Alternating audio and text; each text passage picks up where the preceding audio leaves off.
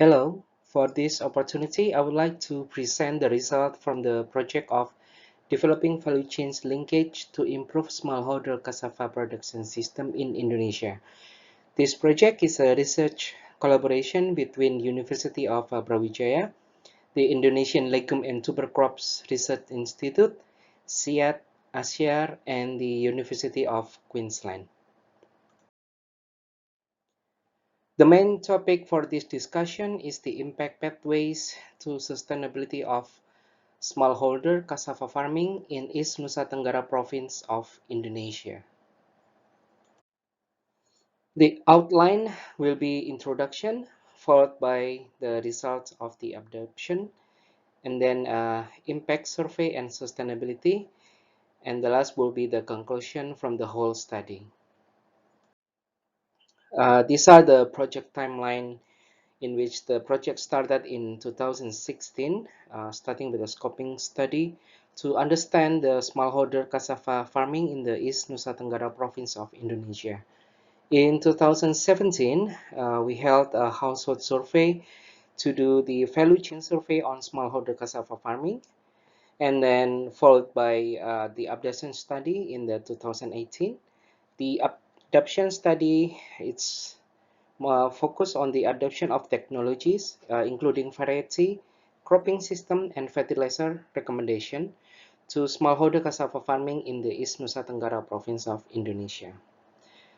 In 2019, we conducted the impact survey and also the regional workshop to assess the sustainable cassava farming in the East Nusa Tenggara province, and also to assess the impact on the project implementation. And in 2020, we held the report and review assessing the impact pathway to sustainable smallholder cassava farming in East Nusa Tenggara. A little bit introduction and background on the smallholder cassava farming in the East Nusa Tenggara. Mainly, the planting season start in October in the early raining season until January, the late raining season. And the harvesting period usually around 9 to 10 months. So farmers usually harvest their cassava in November. However, most of the local varieties is being harvested more than 1 year. In some cases, the farmers are harvesting up until 2 years. In East Nusa Tenggara, cassava mainly used as food source and as animal feedstock. And the price at the local market for food and also for animal feedstock is range between Indonesian rupiah 7,500 to 10,000 per kg, or equal to 75 cents US in US currency per kilogram. Most of the farmers keep their cassava as emergency food source during the drought season. And the price for animal feedstock is varied between Indonesian rupiah in 1,500 to 2,000 per kg of cassava, fresh cassava. So what is the objective of this study? There are three main objectives. The first one is to understanding the existing local and national policies of smallholder cassava farming and the implication for scaling out the research outcomes. The second objective is to facilitate dialogue between stakeholders, including industry, government, policymakers, farmers, and researchers to inform provincial planning and policies aimed at supporting development and smallholder livelihoods. And the third objective is to promote learning alliance between smallholder farmers, local government, research partners, and industry in the East Nusa Tenggara province to share lessons from the project. In 2019, we held a workshop, a regional workshop for the business model development for the smallholder cassava farming in East Nusa Tenggara. The workshop was conducted on the 14 to 15 March of 2019 in Sika, in Nusa Tenggara. And this workshop was attended by 40 participants from government officials, including from the district agricultural services, researchers from university and other research institute, uh, extension service, and also from the industry and also from farmers. The workshop was aimed to collect information from various cassava stakeholders for developing the smallholder cassava farming in the East Nusa Tenggara. These are the actors and their role from the discussion in upscaling the smallholder cassava farming in East Nusa Tenggara. There are five chain role. The first one is the producer, which are the farmers.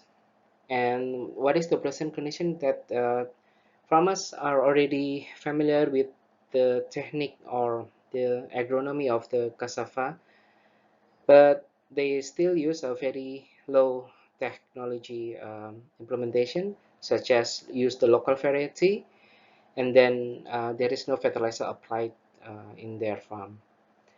The second chain role is users, and the actors are the chip factory, local market, and farmers.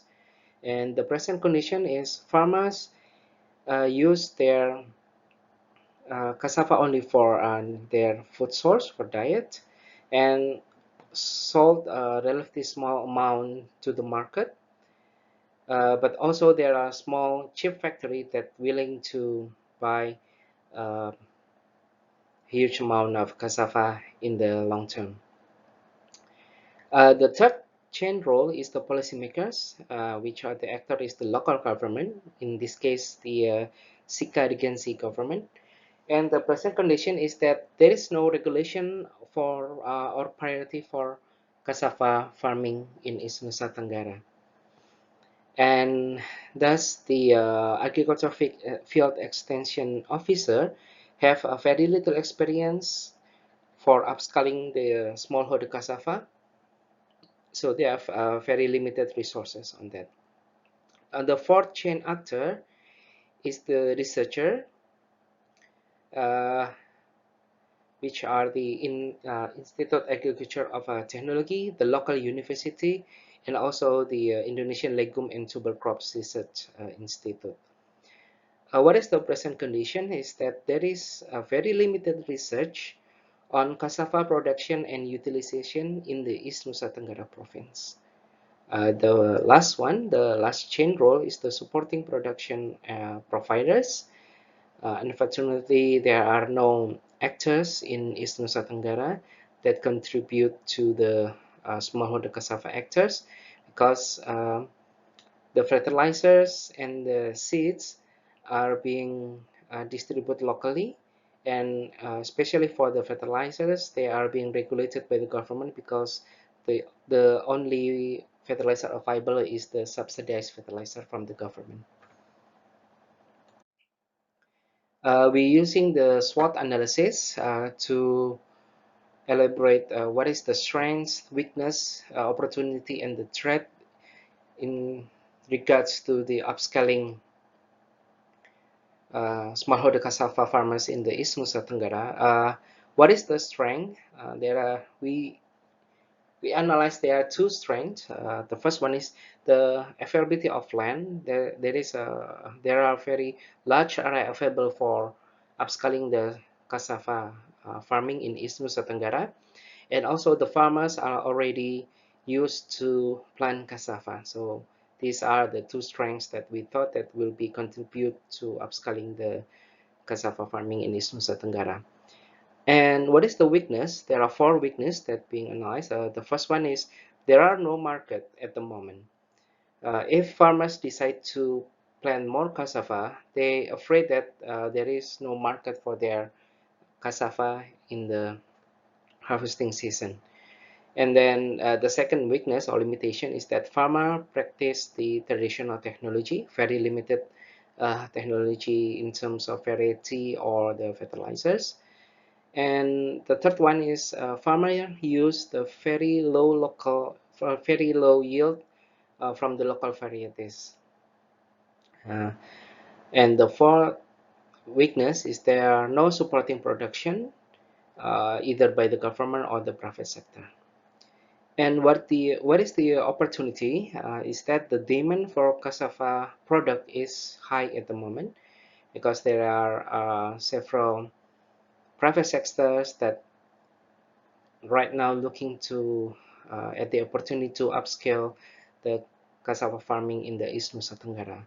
And for the threat is that the price of cassava is highly fluctuated. So this might be discourage the farmer to plant more cassava. And from the regional workshop, we also try to elaborate the business model that suitable for the East Nusa Tenggara province. There are five actors, main actors in this business model. Farmer as the producer will have to plant the cassava with the recommended technology, which are recommended by the researcher. So the researcher conducting research for a suitable is Nusa Tenggara provincial condition, both production and utilization technology. And then the government giving support by making regulation to ensure that farmers will get a fair price and fair market for their product, and also increase the capacity and the capability of the agriculture field extension officer to support the farmer. And then the cassava industry will have to establish small factories and start running their activity, and also looking to that other develop other use for cassava, either for snacks or for animal feeds. And the last one is like we have to think about the supporting production provider, such as how to establish fertilizer stores or herbicides that will be available to the farmers, not to the government. So the farmers will not be more dependent on the government. And also the provision of seedling also become a key factor in this business model. And in 2019, we had the impact survey to learn the adoption process from our project. So in 2019, there are 86 farmers from the Sika Regency and the East Flores district that participated in the project by adopting the improved technology demonstrated by the project, including new varieties, improved cropping system, and fertilizer application. The project also helped the farmers with provide seeds, actually it's more planting material for cassava and maize, and also fertilizer and supervision in cooperation with the agriculture field extension officer in the area. And because in East Nusa Tenggara, maize is the main food, so farmers planted cassava in the intercropping system between their maize crop. The adoption by farmers, in general, farmers acknowledge that the yield of cassava is far higher than before the adoption of technology recommended by the project. So they acknowledge that the technology recommended by the project is benefit and improve their yield. This yield increase surely as a result of increasing cassava population by new cropping system and also the proper fertilizer application.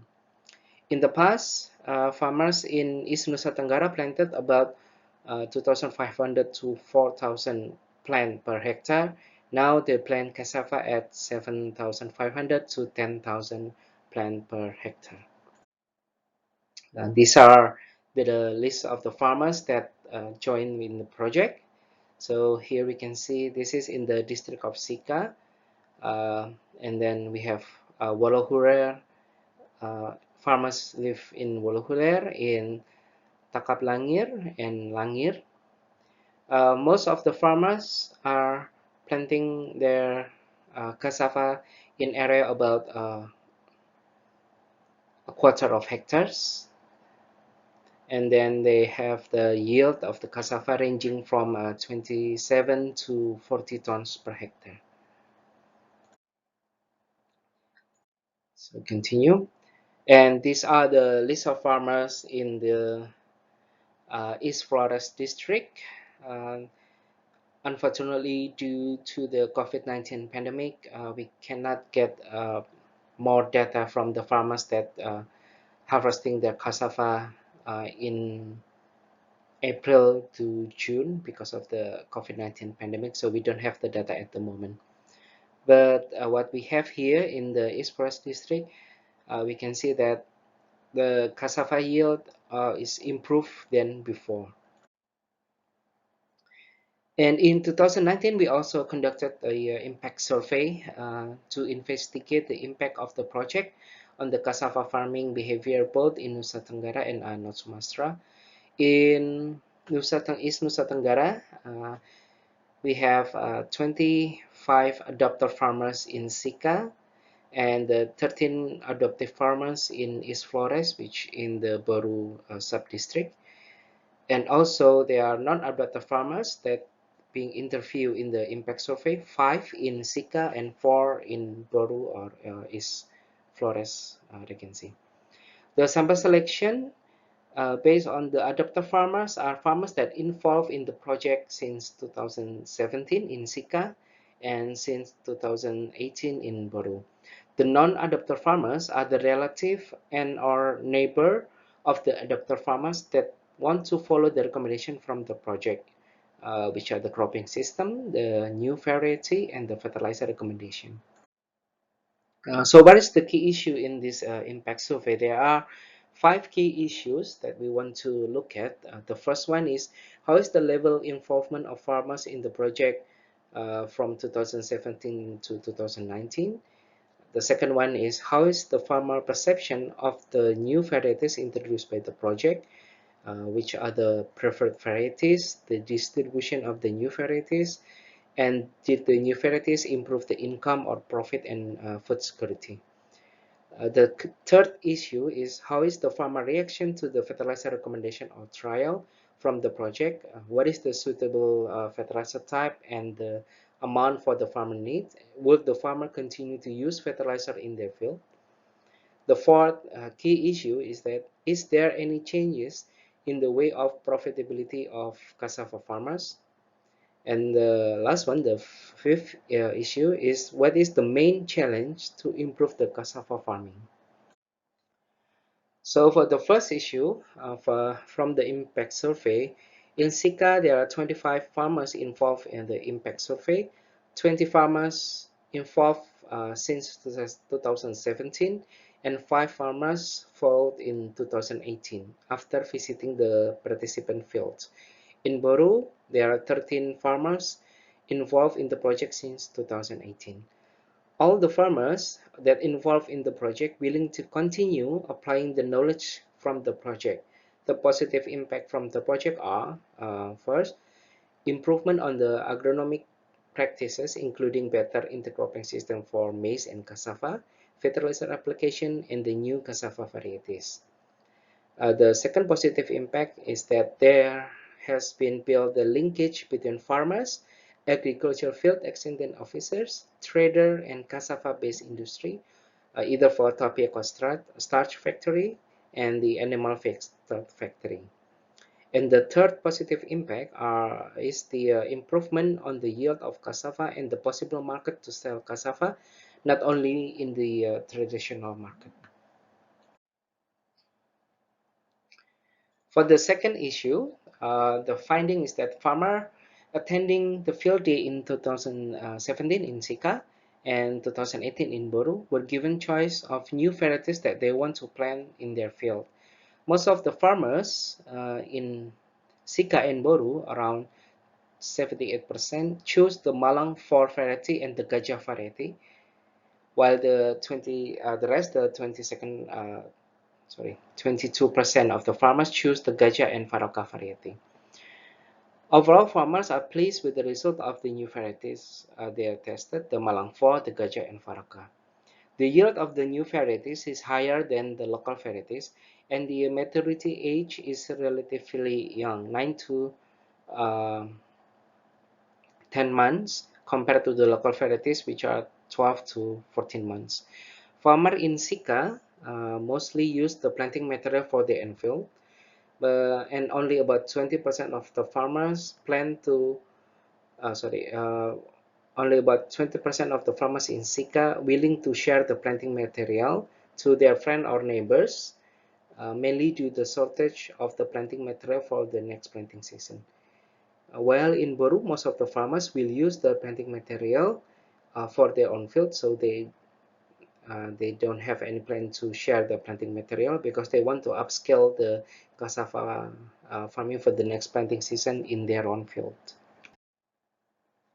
And regarding for the fertilizer recommendation, the findings that adapter farmers in Sika and Boru were attending in the field day in 2018, and the non-adapter farmers did not attend the field day. However, the non-adapter farmers realized that the benefit of applying fertilizer after visiting their relative or neighbors, which are involved in the project, the adapter farmers. Uh, in overall, farmers understand the benefit of the fertilizer for the cassava and change their behavior for applying fertilizer not only for the maize but also for the cassava.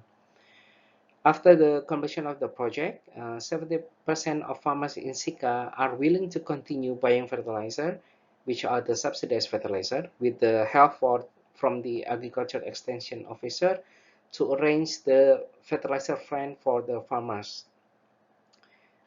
for their intercropping maize and cassava, while the 30% of the farmers are reluctant since there will be extra costs. So around 30% of the farmers probably will not buy fertilizer after the project ended. Farmers will follow the guideline from the project, which are 200 kilogram per hectare of NPK 15 15 15 in the beginning of the planting, and then 200 kilogram per hectare of urea after harvesting the maize. Farmer will also continue to intercrop maize with cassava with one by one planting space for the cassava. In terms of the varieties that being tested in East Nusa Tenggara, farmers that involved in the project agree that the yield of the cassava has been improved due to the new varieties, in particular the Malang 4 and the Gajah varieties, and also because they use the fertilizer and the improvement from the cropping system. So as you can see from the picture here, the increase of yield is range between 50 to 80% compared to the local varieties. The project also creates the linkage between farmers, trader, the small tapioca starch industry in Sika, and also the animal feedstock industry in Sika. And consequently, the demand of cassava is increased, and farmers get to sell the cassava more than before. In 2018, average farmer get additional 5 to 7 million Indonesian rupiah from selling their cassava, which they don't have before. Farmers in Sika and Boru are enthusiastic to upscaling their cassava farming. However, there are challenges.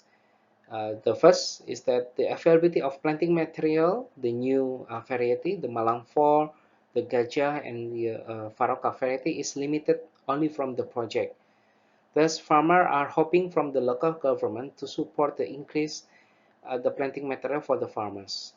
Farmers in East Nusa Tenggara are still using the subsidized fertilizer, unfortunately, because this type of fertilizer are the only type of fertilizer available in the East Nusa Tenggara province.